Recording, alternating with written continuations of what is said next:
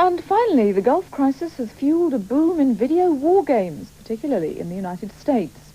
Some companies produced simulated Middle East war scenarios just before the Iraqi invasion of Kuwait, and the games have found an eager market.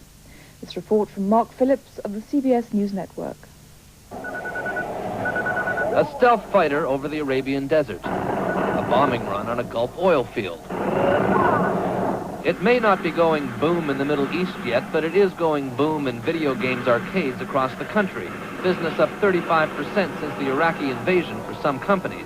The Gulf crisis has already provided a war dividend for a computer games industry wounded by kids abandoning Pac-Man for pinball.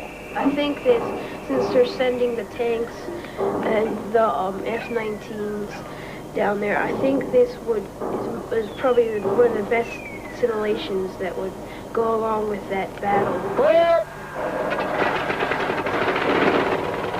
Smoke free, up, left, down. For Bill Staley, whose war toys run from his restored T-28 Navy trainer to his video war games company, it's come as no surprise that when troops headed for the Gulf, the war games business took off.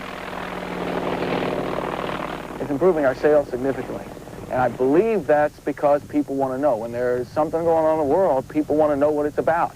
I have some aircraft flying in front of me, so I'll try and take them out. The current big seller, luckily released as Iraq invaded Kuwait, puts an F-15 in the Gulf War theater.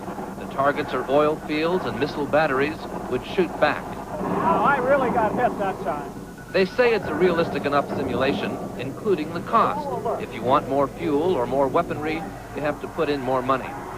It's the computer age equivalent of tin soldiers, war by plastic joystick and keyboard, vicarious thrills for the youth of a country with little taste for the real thing. I've always felt strongly about not being in wars, but sometimes I might go if they really need me. The games might have another use. We often think that the best world would be where we took all the leaders, set them in a room, gave them 2 computer games, and let them go after each other because nobody gets hurt, and that's cool. And then you go have a beer afterwards and say, shoo. But then this is a simulation, not the real thing.